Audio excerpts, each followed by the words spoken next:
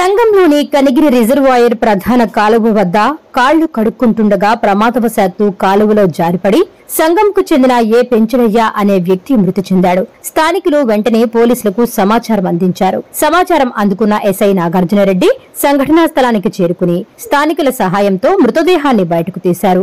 వివరాలు సేకరించి కేసు నమోదు చేసి దర్యాప్తు చేపట్టారు. మృతదేహాన్ని పోస్టుమార్టం నిమిత్తం తరలించారు. మృతునికి భార్య, 2 పిల్లలు ఉన్నారు.